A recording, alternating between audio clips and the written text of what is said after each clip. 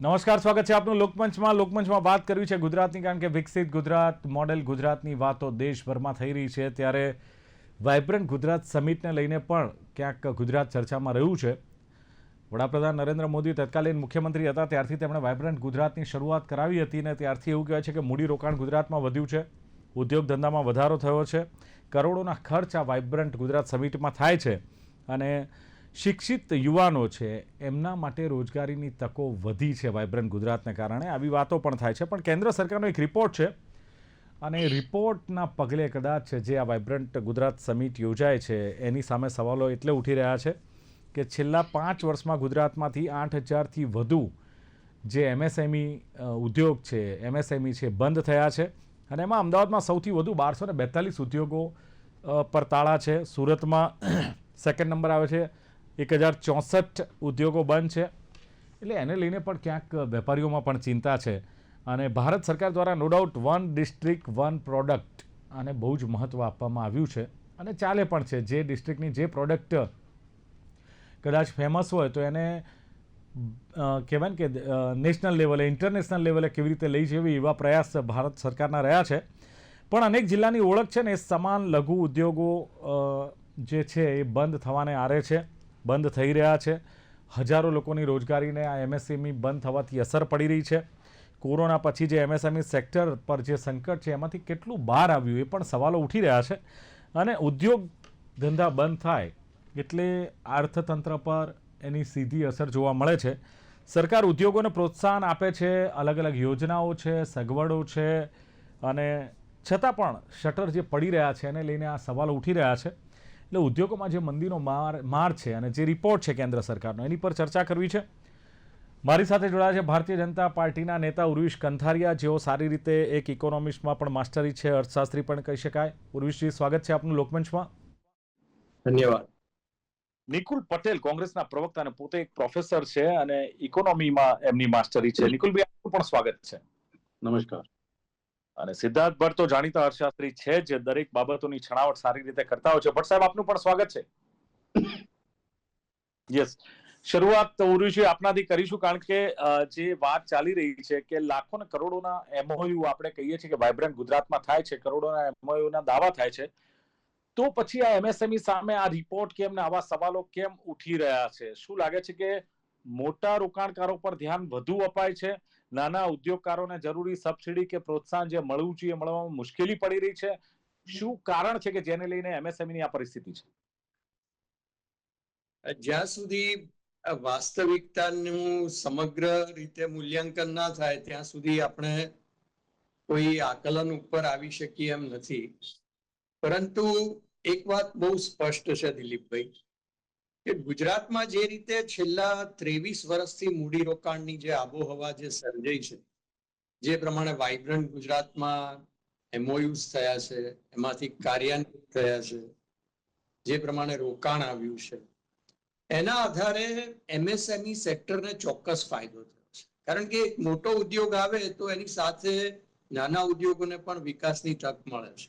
એટલે નવા ઉદ્યોગો સ્થપાયા છે, ઘણા જે જૂના એમએસએમઈ હતા એ પણ એ લોકો એક નવી ટ્રેજેક્ટરીમાં આવ્યા છે. અને વાસ્તવિક રીતે જોઈએ તો લગભગ 37 લાખ એકમો છે ઉદ્યમમાં રજીસ્ટર્ડ. ઉદ્યમ એટલે કે જે ઓફિશિયલ પ્લેટફોર્મ છે રજીસ્ટ્રેશન માટેનું ગવર્મેન્ટ ઓફ ઇન્ડિયા, એમએસએમઈમાં 37 લાખ એકમ છે. અને એમાં 5 વર્ષમાં 8,900 જેટલા એકમો બંધ થયા છે, કે લગભગ 0.23% એકમો બંધ થયા છે. હવે આ બંધ થયેલા એકમો જુદા જુદા કારણોસર, પરંતુ નેટ પોઝિશન એ છે કે 0.23% ટોટલ એમએસએમઈ ના બંધ થાય એ કદાચ માર્કેટ ઇકોનોમી માટે એક સાહજિક બાબત છે. 0.23% છે. આપણે 23% હોત ને તો એક બહુ મોટું સ્ટાન્ડર્ડ ડિવિએશન થી વધારે આપણે આગળ જતા રહ્યા હોત ને બહુ ગંભીર પરિસ્થિતિ કહેવાય. પરંતુ 0.23% એટલે કેટલાક લોકો અન્ય પ્રોજેક્ટમાં જોડાયા હોય છે, કેટલાક લોકો કોઈ ઓર્ગેનાઇઝ જોબમાં જોડાયા હોય છે, એના ઘણા કારણો છે. પરંતુ ઓવરઓલ જે રોકાણની આબોહવા ગુજરાતમાં જે સતત 22 વર્ષથી એનું ટ્રેકિંગ થાય છે, લોકોને સરકાર બધી પ્રકારના આસિસ્ટન્સ પ્રોવાઈડ કરે છે. એને લીધે એમએસએમઈ માટે પુષ્કળ તકો ગુજરાતમાં સર્જાયેલી છે અને 37 લાખ યુનિટ્સ કાર્યરત છે. એની સામે 8,000 આપણે જોઈએ તો ચોક્કસ એ 8,000 પણ એ કન્સર્નિંગ વાત છે, પરંતુ એ યોગ્ય પ્રમાણ છે. ચલો, બિલકુલ નિકુલભાઈ, ચોક્કસ સવાલો તો કોંગ્રેસે પણ ઉઠાયા છે એમએસએમઈ ને લઈને, અને જે પ્રમાણે કેન્દ્ર સરકારના આંકડા છે, પણ મને આ જવાબ જે ઉરુષભાઈનો છે કે જે 37 લાખ છે એ ઉદ્યમોમાં તો રજીસ્ટર એકમો છે, એ તો કાયદેસર છે, ને એમાંથી માની લો કે કદાચ એમણે કહ્યું તે પ્રમાણે કે કદાચ 8,000 9,000 જેટલા બંધ હોય તો 0.27% છે સાહેબ. આ રેશિયો કશું જ ન કહેવાય એવો એમનો દાવો છે. નિકુલભાઈ, સૌ પ્રથમ તો ભારતીય જનતા પાર્ટી છેલ્લા 3 દાયકાથી ગુજરાતમાં સરકાર ચલાવે છે અને જે રીતના વાઇબ્રન્ટ ગુજરાત ચાલુ કરવામાં આવ્યું ત્યારે એક આશ્વાસન અને આપવામાં આવ્યું, અને એમાં ડેફિનેટલી ટેક્સ પેયર્સ મની લાગેલા હોય અને એમાં વિપુલ માત્રામાં ઇન્વેસ્ટમેન્ટ થાય એવું સરકાર હંમેશા બતાવતી રહે છે.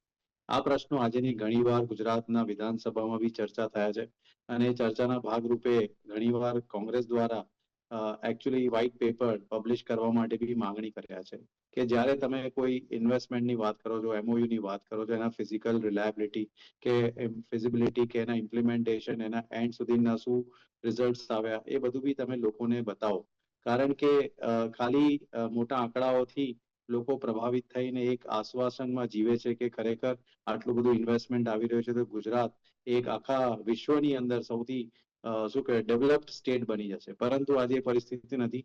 છેલ્લા 5 વર્ષના આંકડાઓ એક તરફ જોઈ રહ્યા છે કે બંધ થઈ રહ્યું છે, તો સરકાર એના શું કહેવાય કે પ્રતિક્રિયા એવા ના આપવા જોઈએ કે એ તો 37 લાખના 0.23% છે, પરંતુ એક જે મંત્રાલય છે એ મંત્રાલયને સ્પેસિફિક એમાં આઈડેન્ટિફાઈ કરવું જોઈએ કે 5 વર્ષનો ગાળો નાનો ના કહેવાય. એ એકમો કેમ બંધ થઈ રહ્યા છે, એના પાછળના મૂળભૂત કારણો શું છે, શું સરકારી જે વ્યવસ્થા છે કે જે સિંગલ વિન્ડો સિસ્ટમ છે કે એ લોકોના જે બિઝનેસના પોર્ટફોલિયો છે એમાં કોઈ પર્ટિક્યુલર લોજિસ્ટિક કે પર્ટિક્યુલર શું કહેવાય કે ગવર્મેન્ટના લીધે તો એમને બંધ નથી કરવા પડી રહ્યા. ને આવા વિચાર સાથે જો કદાચ સરકાર અભિગમ અપનાવે તો આજે 8,000 બી બંધ થયા જે કદાચ ના થઈ શકે, કારણ કે 2024 ની જ વાત કરીએ. 8,000 ઉદ્યોગ ધંધા નાના એમએસએમઈ બંધ થયા છે, પણ સામે 50,000 નવા ચાલુ થતા હોય તો પછી આને એક આર્થિક પરિવર્તન ના કહી શકાય. આ તો બંધ થયા છે, પછી નવા ચાલુ થયા છે, મે બી 50,000 હોય, લાખ હોય, 70-80,000 હોય, તો આર્થિક પરિવર્તન છે આ તો એક. હું એ જ કહેવા જઈ રહ્યો છું કે ભાઈ 2024 નો આપણે આંકડો લઈ લઈએ કે સમજી લો કે 26.33 લાખ કરોડના એમઓયુઝ થયા અને 41,299 પ્રોજેક્ટ આવવાના છે. સમજી લો એ પ્રોજેક્ટ 50,000 આવવાના છે, એના લીધે જે બી કંપનીઝ રજીસ્ટર થશે એના રજીસ્ટ્રેશન થશે. પરંતુ એ તો નવા સાયકલિક પ્રોસેસ છે, પણ આજે 8,000 બંધ થયા છે અને છેલ્લા 5 દિવસમાં નથી થયા, 5 વર્ષનો સમયગાળો છે. એ સમયગાળામાં સરકાર પાસે એના વિસ્તૃત અહેવાલ હોવા જોઈએ. જો ધ્યાન ના રાખે તો આવનારા દિવસોની અંદર સમજી લો કે જે રીતના પરિસ્થિતિઓ વૈશ્વિક સ્તરે અને જે રીતના પરિસ્થિતિ આજે સ્થાનિક સ્તરે ઇકોનોમિક્સના થઈ રહ્યા છે, તો એના લીધે વધુ ફટકો ના પડે ને વધુ બંધ ના થાય એના માટેની તકેદારી જો રાખે તો કદાચ મારા ખ્યાલથી આ વધુ સારી રીતે કામગીરી થઈ શકે એવું મારું માનવું છે. નહીં નિકુલભાઈ, એક સિદ્ધાર્થભાઈએ કહ્યું કે અન્ય ઉદ્યોગોમાં પણ ક્યાંક કન્વર્ટ થતા હોય છે. બીજી વાત એ છે કે માત્ર સરકારી નીતિ જવાબદાર ના હોય, પણ ટેકનોલોજી પણ ક્યાંક જવાબદાર હોય છે. ટેકનોલોજી અપગ્રેડેશન નથી કરતા, એને લઈને પણ એમએસએમઈ બંધ થતા હોય છે. વ્યવસાયિક સ્પર્ધા, તમે જુઓ કે એક કોમ્પિટિશન એટલી બધી છે કે જેને કારણે પણ ટકી નથી શકતા. તો આપણે કેવી રીતે સરકારનો વાંક કાઢીએ કે સરકારની નીતિ રીતિને કારણે આ ઉદ્યોગ ધંધા બંધ થઈ રહ્યા છે? કારણ કે એના કારણો ઉરુજવીએ પણ ગણાય અને મેં પણ ગણાય કે આ બધા અલગ અલગ કારણો હોય શકે. ટેકનોલોજી અપગ્રેડેશન થી માંડીને જે કોમ્પિટિશન છે, રો મટીરિયલ ના મળતું હોય, મૂડીમાં ના પહોંચી વળતા હોય. મેં સરકારના કોઈ વાંક કાઢ્યા જ નથી. મારો જે જવાબ છે એવું છે કે 8,000 એકમો છેલ્લા 5 વર્ષમાં બંધ થઈ રહ્યા છે, તો સરકારનું જે મંત્રાલય છે એમના જવાબદારી છે કે એના એક શું કહેવાય કે ડીપીઆર ડિટેલ પ્રોજેક્ટ રિપોર્ટ્સ કરવા જોઈએ. ને એવું લાગે કે ભાઈ આ ટેકનોલોજી ટ્રાન્સફરથી કે કોઈ પર્ટિક્યુલર પરિસ્થિતિના લીધે કે કઈ ભાઈ એમને બંધ કરવાના વસ્તુથી તો કે ભાઈ આનો પ્રોજેક્ટ પતી ગયો એટલે એમને બંધ કરવું છે, તો આવા અભિગમ અપનાવે તો કદાચ મારા ખ્યાલથી એક સારો અભિગમ કહેવાય. પરંતુ સાયક્લિક પ્રોસેસમાં બંધ થતો હોય તો એની સામે કોઈને કોઈ વાંધો ના હોય, પરંતુ Yes, જો સિદ્ધાર્થ. સ્પેસિફિક બંધ થઈ રહ્યા છે તો એના વિશ્લેષણ કરવા જરૂરી છે એવું વિપક્ષ તરીકે અમે માંગીએ છીએ, કારણ કે વાઇબ્રન્ટમાં ઇન્વેસ્ટમેન્ટ તો બહુ બધું બતાવવામાં આવે છે, પરંતુ એના વાસ્તવિક આંકડાઓ કશે બી રિફ્લેક્ટ કશે બી સરકાર બતાવવામાં નથી શકી અને હંમેશા નિષ્ફળ નીવડી છે. બિલકુલ સિદ્ધાર્થભાઈ, વિશ્લેષણ કરવાની વાત છે કે ઇકોનોમિક્સ તરીકે તમે કહી શકશો કે બેસ્ટ ડેસ્ટિનેશન ઓફ બિઝનેસ એટલે ગુજરાત સ્ટેટ, આવું એક આપણે બધા સમજીએ છીએ અને સાંભળીએ પણ છીએ. તો રોજગારીની તકો વધી રહી છે એક તરફ, તો બીજી તરફ 5 વર્ષમાં 8,000 થી વધુ જે એકમોને તાળા વાગ્યા છે. આ આખી એક બાબત છે, અથવા તો ઉરુષભાઈએ કહ્યું, નિકુલભાઈએ કહ્યું, આ બાબતને તમે કેવી રીતે વિશ્લેષણ કરશો? આપણે આ લોકશાહીના 4 સ્તંભ, હવે પેલા સ્તંભ હલી ગયો છે, બીજો સ્તંભ હલી ગયો છે, ત્રીજો સ્તંભ હલી ગયો છે, ચોથો સ્તંભ લોકમંચનો છે એ ટકી રહ્યો છે. એ આ ચર્ચા ઉપરથી સાબિત થાય. બરાબર. અને એક નિષ્પક્ષ દેશ હિતમાં પ્યોર ભારતવાસી તરીકે મારી ફરજ બને છે કે જનતા સમક્ષ સત્ય હકીકત રજૂ કરવી. પક્ષ અને વિપક્ષ એમની વાતો રજૂ કરતા હોય છે, અને બહુ સ્વાભાવિકપણે પક્ષ હોય એટલે સત્તા પક્ષે એમનું ખેંચે, વિપક્ષ હોય તો એ એમનો મુદ્દો રજૂ કરે. પરંતુ ગુજરાતની ધરતી ક્યારેય કોઈ રાજકીય પક્ષ ઉપર વેપાર ધંધા માટે ડિપેન્ડન્ટ નથી રહી. એ એની રીતે ચાલતી અર્થવ્યવસ્થા છે. અને એનો તાજું ઉદાહરણ આપણે જોઈએ તો દરેક મોટી કોર્પોરેશનમાં હવે એડમિનિસ્ટ્રેટર નિપાઈ ગયા છે. ચૂંટાયેલા પક્ષની ટર્મ પૂરી થઈ ગઈ છે, તો એ ધંધા રોજગાર ચાલે છે. એટલે એક વાત એ સાબિત છે કે સરકારનું કામ યોગ્ય સાનુકૂળ પરિસ્થિતિ ઊભી કરવાની છે, માહોલ ઉભો કરવાનો છે. સરકારનું કામ રોજગારી આપવાનું નથી, પરંતુ એનું ઇકોસિસ્ટમ બનાવવાનું કામ હોય છે. વાઇબ્રન્ટ ગુજરાત થાય છે તો એ યોગ્ય ઇકોસિસ્ટમ ઊભી કરવાનો પ્રયત્ન છે. વાઇબ્રન્ટ ગુજરાતથી કોઈ એવી ગેરંટી નહીં આપી શકે કે તમને રોજગારી જ આપશે. એટલે આમાં વેપારીઓ, ઉદ્યોગ સાહસિકોનું ઉત્તરદાયિત્વ વધી જતું હોય છે કે જે આ વિદેશી પક્ષીઓ આવે છે તો એમને આપણે ગુજરાતમાં કઈ રીતે સ્થાયી રાખવા અને સવાયા ગુજરાતી કરવા. એ પારસી કોમ્યુનિટી, પારસી કોમ ઈરાનમાંથી આવી તો એ સવાયા ગુજરાતી થઈ ગયા. તો યહૂદીઓ પણ ગુજરાતમાં સ્થાપિત થયા છે, તો એ ગુજરાતનું ખમીર વસ્તુ આવે છે. હવે એ સમયે તો કોઈ સરકાર અહીં નહોતી અને રાજા રજવાડાઓ હતા, એટલે સરકારનો બહુ આમાં લિમિટેડ રોલ હોય છે, પરંતુ જે રોલ હોય છે બહુ મહત્વનો હોય છે. જયારે વાડજ ચીબડા ગણી જાય કે ચોકીદાર જ ચોર બની જાય તો હવે કોની પાસેથી રક્ષણ માંગવું? તાજેતરમાં હું ઉદાહરણ આપું કે વેપારીઓને શું પરેશાની થાય છે. તો ઇન્કમ ટેક્સમાં પણ બધું ગડબડો છે. ફેસલેસ કરીને મારે કોઈ પ્રશ્ન હોય તો કોમ્પ્યુટરને કહું કે ભાઈ મને આ પ્રોબ્લેમ છે, કોઈ જવાબ ના આવે. એવું જીએસટી ની કનડગત છે.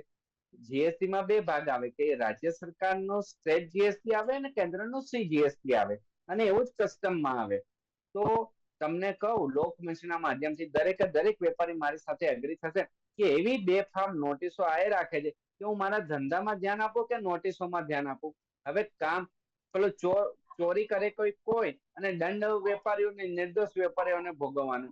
એટલે આમાં ચોરી કરીને ભાગી જાય તો નિર્દોષને પકડીને પોલીસ સ્ટેશનમાં રજૂ કરી દેવાનું. એવું વેપારી આલમમાં અંદર ખાનેથી રોષ ભભૂકી રહ્યો છે. જે ઇઝ ઓફ ડુઈંગ બિઝનેસ જોઈએ છે. આપણા દેશના વડાપ્રધાન 24 કલાકમાંથી 20 કલાક મહેનત કરે છે, 18 કલાક મહેનત કરે છે આપણા લોકો માટે, પરંતુ શેઠની શિખામણ જાપા સુધી. એનું જે અમલીકરણ ગ્રાઉન્ડ ઉપર થવું જોઈએ, બાબુએ જે બોધપાઠ કર્મયોગીની તાલીમો લે છે, તો ખરા અર્થમાં ગુજરાતના વિકાસ માટે કર્મયોગી બનવું પડે. પરંતુ કેટલા કર્મયોગી બની રહ્યા છે? આ તો ન કરે નારાયણ. યુરોપમાં આવું યુદ્ધ થયું અને અમેરિકામાં અત્યારે પોલિસીઓના ઠેકાણા નથી, એટલે આપણા ગુજરાતીઓ અહીંયા બેઠા છે. નહીતર તમે છેલ્લા રશિયન યુક્રેન યુદ્ધ પહેલાના આંકડા જુઓ તો મેક્સિમમ એનઆરઆઈ આપણા ગુજરાતીઓ પરદેશમાં જઈને વસતા હતા. અને આજની તારીખે પણ હું તમને કહું કે આપણા જ વેપારીઓ જે માલે તુજાર છે એ દુબઈમાં જઈને રહે છે, ધંધો અહીંયા કરે છે. કહેવાનો મારો આશય એ છે જે ગ્રાઉન્ડ ઇમ્પ્લિમેન્ટેશન અને જે અનુકૂળતા, સાનુકૂળતા, ઇઝ ઓફ ડુઈંગ બિઝનેસ જોઈએ, તો આ જે નાના અધિકારીઓ છે જેને રોજબરોજ વેપારીઓ સાથે ઇન્ટરેક્શન કરવાનું છે, એ એમનું કામ પ્રોપર રીતે કરે ને તો ગુજરાત ખરા અર્થમાં આ અત્યારે જ્યાં ઉભું છે એનાથી 10 ગણું મહેનત કરી શકે એવું છે. પરંતુ છેલ્લા પાછલા 5 વર્ષમાં રેટિંગ જોઈશો તો યુપી આગળ વધી રહ્યું છે. ચંદ્રબાબુ નાયડુ ખૂબ સારું કામ કરી રહ્યા છે. યોગી આદિત્યનાથ ખૂબ સારું કામ કરી રહ્યા છે. તો ગુજરાતના રાજકારણમાં લોકલ લીડરશિપ રહી નથી. દરેક વસ્તુ કેન્દ્રમાં પૂછવું પડે, સાહેબને પૂછવું પડે. તો એવી રીતે તો ગુજરાત કઈ રીતે ચાલે? એને પાંગડું બનાવી દેવામાં શું આવી રહ્યું છે, એ સામાન્ય જનતામાં પ્રશ્ન છે. બીજું, આપણે તો લોકમંચ છે અને સીધી રોકડાની જ વાત કરીએ તો હાલના ઉદ્યોગ વિભાગ, ગૃહ વિભાગ અને રમત ગમત, યુવક અને સાંસ્કૃતિક વિભાગ, એક મંત્રી જે હોશિયાર છે, યંગ છે, ડાયનામિક છે, પરંતુ એને પણ જો આટલા બધા વિભાગોનો ભાર આપવામાં આવે એવી ક્યાં જરૂર છે? એનો પોર્ટફોલિયો અલગ કરી દો ને ભાઈ. ઉદ્યોગ વિભાગ માટે પરમેનન્ટ એક અમને એવો મંત્રી જોઈએ જે બિઝનેસને સમજતો હોય અને સંપૂર્ણ એમનો સમય એ ઉદ્યોગ વિભાગ માટે જ આપે. નહીતર આમાં શું થાય કે ભાઈ એક પગ દૂધમાં રાખે ને દહીંમાં રાખે તો બાવાના બે બગડે. હાલની ઘટનાક્રમ એવું પ્રતીત થાય છે. વ્યક્તિને નિષ્ઠા અંગે પ્રશ્ન નથી, પરંતુ મલ્ટિપલ પોર્ટફોલિયો આપવા માટે કામનું ક્યાંક ને ભારણ ક્યાંક સિદ્ધાર્થભાઈ આપ કહી રહ્યા છો તે પ્રમાણે આપણે સાંભળ્યું કે જે પ્રમાણે ક્યાંક જે નાના ઉદ્યોગકારો છે, એમએસએમઈ છે, એમને સિદ્ધાર્થભાઈએ કહ્યું કે ભાઈ તમે યોગ્ય સાનુકૂળ જે એને એટમોસ્ફિયર મળવું જોઈએ એ નથી મળતું. બીજું એમણે કહ્યું કે ઇન્કમ ટેક્સની ગરબડ, જીએસટીની કનડગત અને સાથે જૂના ઉદ્યોગો સાહેબ બંધ થાય. તમે વિચાર કરો, વર્ષોથી સેટ થયેલા પછી એ ઉદ્યોગો બંધ થાય એટલે એનું શું થાય? બીજું, મૂડીનું નુકસાન થાય, કારીગરો છે બેરોજગાર થાય. એટલે આ જે ઇકોસિસ્ટમ આખી જે વાત કરી એ સુધારવાની જરૂર નથી લાગતું? વીજળીની દાંધિયા હોય છે, ક્યાંક લોન નથી મળતી, ક્યાંક અધિકારીઓની કનડગત છે. જીએસટી ના અધિકારીઓની કનડગતથી તો વેપારીઓ બહુ જ પરેશાન છે સાહેબ. ચોક્કસ દિલીપભાઈ, સિદ્ધાર્થભાઈના અને નિકુલભાઈના જે દ્રષ્ટિકોણ છે સન્માનનીય, પરંતુ આપણે સ્પેસિફિકલી જોઈએ કે ખરેખર પ્રોબ્લેમ શું છે. 8,000 યુનિટ્સ બંધ થયા, એમણે કહ્યું કે કેમ બંધ થયા એનું એનાલિસિસ કરવું જોઈએ. તો આ છેલ્લા 5 વર્ષના આંકડા છે. છેલ્લા 5 વર્ષ એટલે એવો સમય કે જે એક બહુ ભીષણ સમય લેન્ડ ઓફ એન્ટરપ્રાઇઝ માટે પણ કહી શકાય.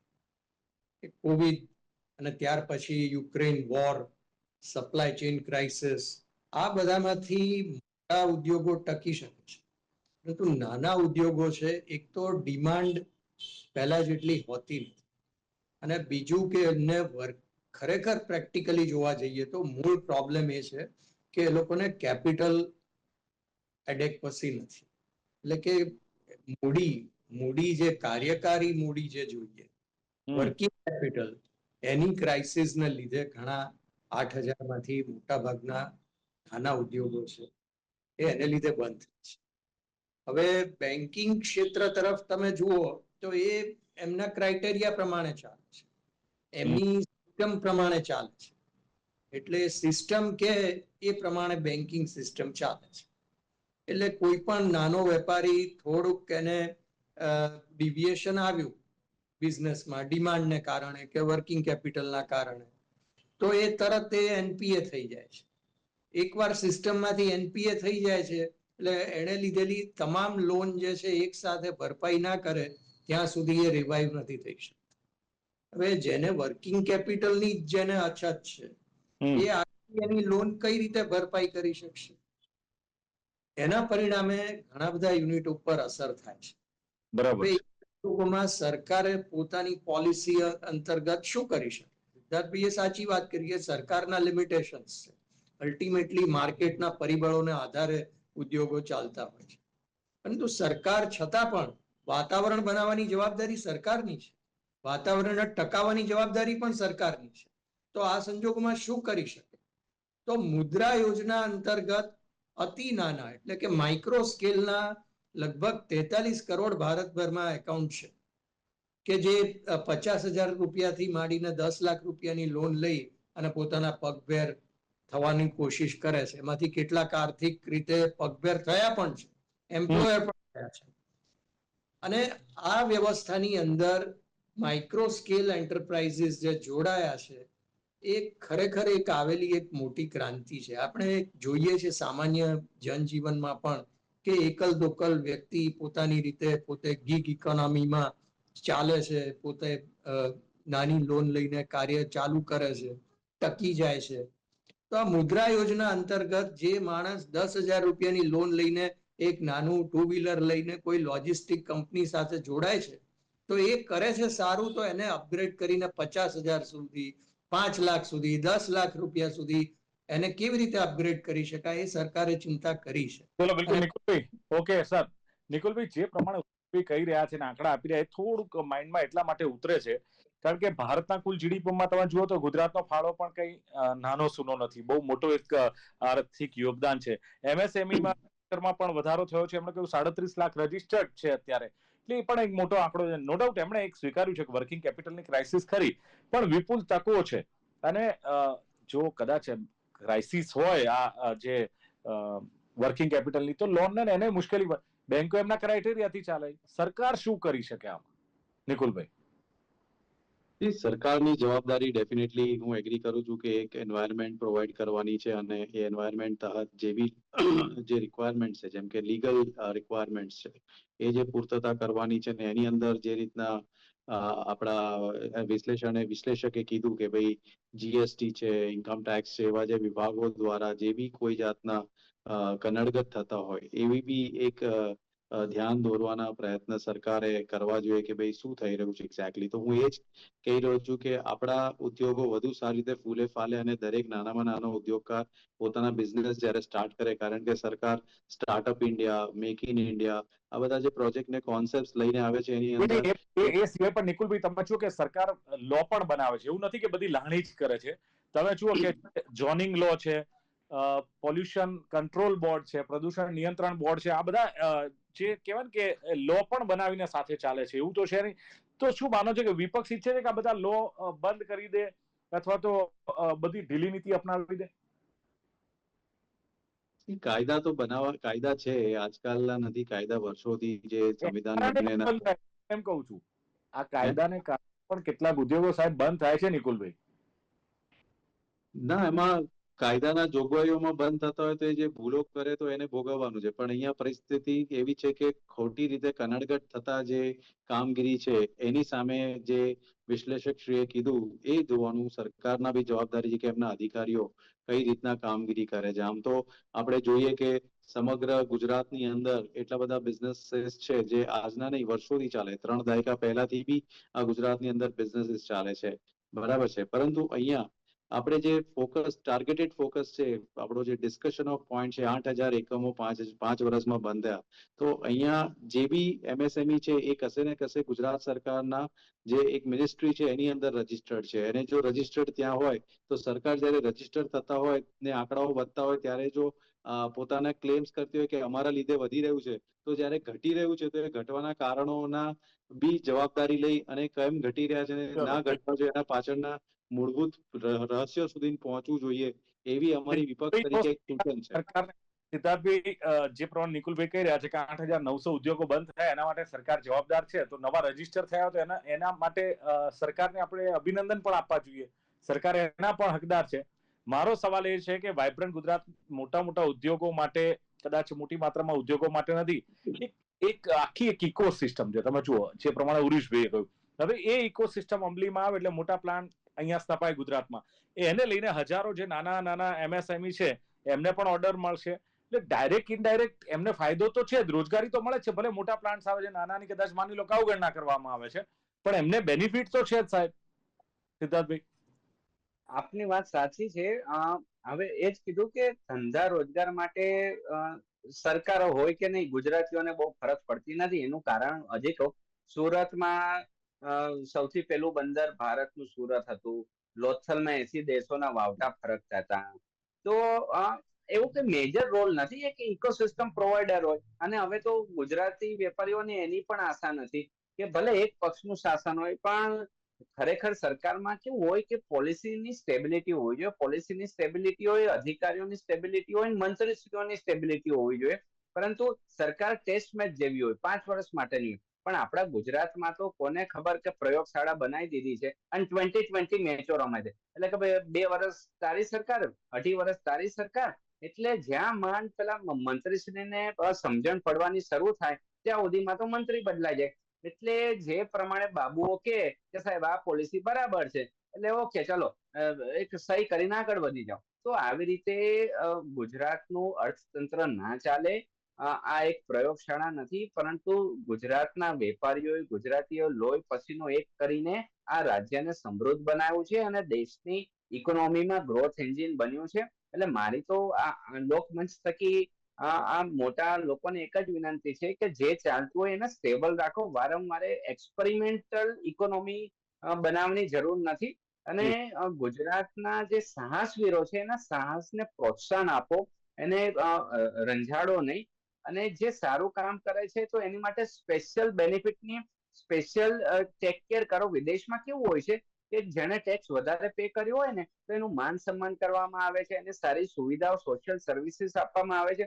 આપણા વેપારીઓ એમ બૂમો પાડે છે કે સાલું કમાવો ને ટેક્સ હું ભરું, હું કરદાતા છું. દાતા છું એટલે હું દાન કરું છું, દેશના વિકાસમાં દાન કરું છું, તો મને માન સન્માન મોભો તો મળવો જોઈએ કે નહીં. પણ અહીંયા તો ઘોડાઈ એક ને ગધેડાઈ એક, તો એક આંતરિક અસંતોષ તો ઉભો થાય. એટલે જો આ બાબતે ધ્યાન આપવામાં આવે તો મને એવું લાગે છે કે જે છે બધું બરાબર છે, પણ એને થોડું રિફાઇન કરવાની આવશ્યકતા. બિલકુલ બિલકુલ એક સારી બાબત સિદ્ધાર્થભાઈ આપે કરી છે કે બધું જ બરાબર છે પણ ક્યાંક રિફાઇન કરવાની જરૂર છે. પણ ઉર્વિશ કંથારીએ કહ્યું એમ કે વાસ્તવિક મૂલ્યાંકન થવું જોઈએ, એમણે કહ્યું છે તેમ આકલન થવું જોઈએ. છેલ્લા 23 વર્ષથી મૂડીરોકાણ એમણે કહ્યું કે જે એમઓયુ થયા, જે કોઈ ઇન્વેસ્ટમેન્ટ થયું, રોકાણ થયું, એમાં ચોક્કસ એમએસએમઈને ફાયદો છે. ઉર્વિશભાઈએ કહ્યું એમ 37 લાખ જે ઉદ્યમોમાં રજિસ્ટર એકમો છે અને 5 વર્ષમાં કદાચ 8,900 બંધ થયા તો 0.23% છે. એ કોઈ 23% નથી કે કંઈ મોટી વાત હોય. અને એમએસએમઈ માટે વિપુલ તકો છે. વર્કિંગ કેપિટલની ક્રાઇસિસને પણ એમણે ક્યાંક ઉર્વિશભાઈએ જવાબદાર ગણાવી છે. લોન કેવી રીતે ભરપાઈ કરી શકે વર્કિંગ કેપિટલ, અને એને કારણે પણ બંધ થાય. બીજા અનેક કારણો આપ્યા જેને લઈને ઉદ્યોગ ધંધા બંધ થાય છે, સરકારની નીતિને કારણે નહીં. અને બીજું કે વાતાવરણ બનાવવાની કે ટકાની જવાબદારી ચોક્કસ એમણે કહ્યું કે સરકારની છે ને સરકાર એ દિશામાં કામ કરી રહી છે. નિકુલ પટેલે કહ્યું એમ કે 3 દાયકાથી ભારતીય જનતા પાર્ટીની સરકાર છે. બીજું એમણે કહ્યું કે વાઇબ્રન્ટ ગુજરાતમાં મોટા મોટા એમઓયુ થાય છે. વિધાનસભામાં પણ અમે વ્હાઇટ પેપર પબ્લિશિંગની માંગ કોંગ્રેસ કરતી જ હોય છે પણ એ થતું નથી. અને નિકુલભાઈએ કહ્યું કે એકમો કેમ બંધ થઈ રહ્યા છે, આવા સવાલો પણ ઉઠાવ્યા છે. અને બીજું કે 8,000 એકમો બંધ થવાની જવાબદારી જે તે મંત્રાલયની છે અને આ જવાબદારી સરકારની છે. એમનું કહેવું વાઇબ્રન્ટમાં કરોડોના એમઓયુ થાય છે પણ ઇમ્પ્લિમેન્ટેશન કેટલું, આ સવાલ નિકુલ પટેલે ઉઠાવ્યો. જીએસટી આઈટીની કનડગત દૂર કરવી જોઈએ અને સરકાર જ આના માટે જવાબદાર છે. ત્યારે સિદ્ધાર્થભાઈએ બહુ સરસ વાત કરી છે કે 4 સ્તંભ છે પણ 3 સ્તંભ ડગુમગુ છે, પણ લોકમંચ એક સ્તંભ છે કે જેમાં મજબૂત એક રજૂઆત કરી શકાય છે. સરકારનું કામ યોગ્ય સાનુકૂળ પરિસ્થિતિ ઊભી કરવાની છે, એક આખી ઇકોસિસ્ટમ ઊભું કરવાની છે. બેફામ જે ચોરીઓ થાય છે અને ક્યાંક ધ્યાન આપવાની પણ જરૂર છે. બીજું કે નોટિસો આવે છે અને વેપારીઓને કનડગત છે, એ સિસ્ટમ સુધારવાની સિદ્ધાર્થ ભટ્ટે એક ભાર મૂક્યો છે. અને ઇમ્પ્લિમેન્ટેશન ઇઝ ઓફ ડુઈંગ માટે જે પ્રોપર એટમોસ્ફિયર બનવું જોઈએ એમાં ક્યાંક ખામી છે. અને સાથે જ એમણે કહ્યું કે ગુજરાત પ્રયોગશાળા છે અને ખાસ તો અર્થતંત્ર જે ચાલી રહ્યું છે એમાં મંત્રીઓ પણ બદલાઈ જાય છે, એટલે કેવી રીતે કરે બાબુઓ સરકાર ચલાવે છે, સ્ટેબલ રાખવાની જવાબદારી સરકારની છે. ચર્ચાનું સમાપન કરીએ છીએ. ઉર્વિશ કંથારિયા, નિકુલ પટેલ, સિદ્ધાર્થ ભટ્ટ ત્રણે જોડે ખૂબ ખૂબ આભાર. Thank you very much. Thank you. દર્શક મિત્રો, આથી ચર્ચા કે ઉદ્યોગોમાં મંદીનો માર કેમ છે અથવા ખરેખર વાસ્તવિક ચિત્ર ઉદ્યોગોને લઈને શું છે એના પર એક પ્રકાશ પાડવાનો પ્રયાસ. ફરી મળીશું. જોતા રહો ગુજરાત ન્યૂઝ. નમસ્કાર.